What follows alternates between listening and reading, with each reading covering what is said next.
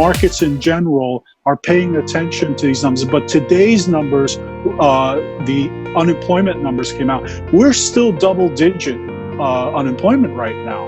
So we're talking about 20 plus million people who are receiving unemployment benefits. There were 1.5 million people additional this week. So the reopening is slowing down or stemming the amount of people who are unemployed.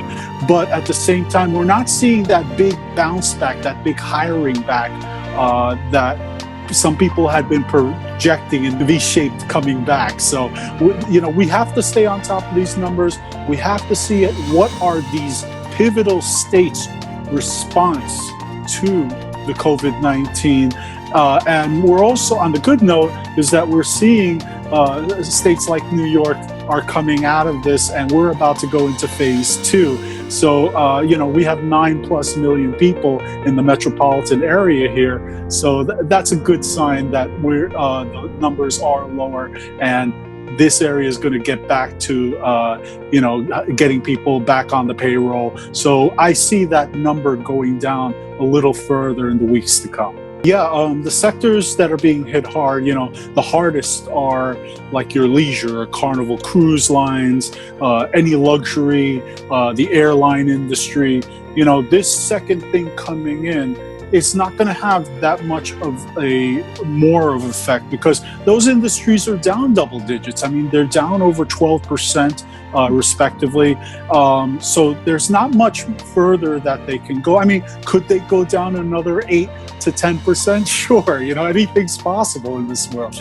But I think the number that's in there is important because we have to think, if New York, which has been very conservative as far as how we are treating this virus with our shelter in place and people not going out as much, we're heading into a time where we are starting to reopen the businesses.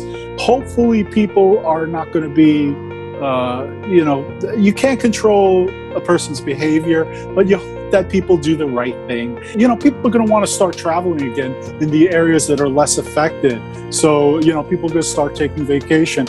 I say, what I've been telling clients and what I've been telling other people is that, hey, what's going to start out is that people are going to hop in their cars and go somewhere within driving distance. But by doing that, they're also going to bolster those economies, those local economies that have been affected so much. Now, as I mentioned before, in those sectors or those areas, the luxury areas that are going to get, a little bit more hammered because there's no other word for it. They're going to get hurt a little bit more, beat up a little bit more.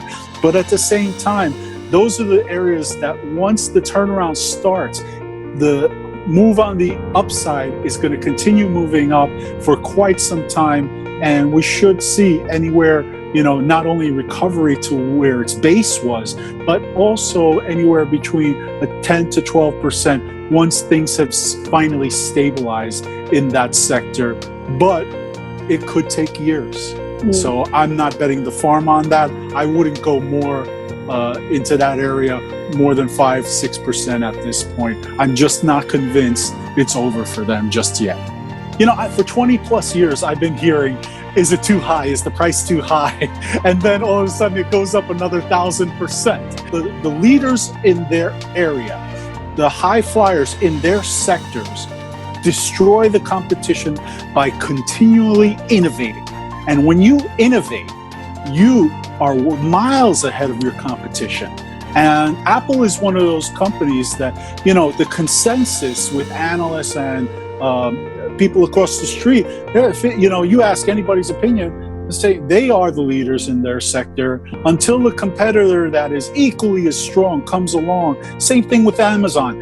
They're a big leader in their area. Someone comes along that's big who can topple them down, then it's going to be a different story. Or if the fundamental no longer, be it the leader or they don't have the concurrent technology necessary, until that time, those stocks are going to continue rising, maybe albeit not meteorically, meteorically in terms of, seeing that 5,000 price target per se, but maybe we'll see, 2,000, 3,000 in a very short period of time. And if you own these stocks, they are going to reward you for owning them. And that's the big thing. Any investor I've ever met, nobody has ever fired me per se for making them double-digit returns. So we have to keep that in mind.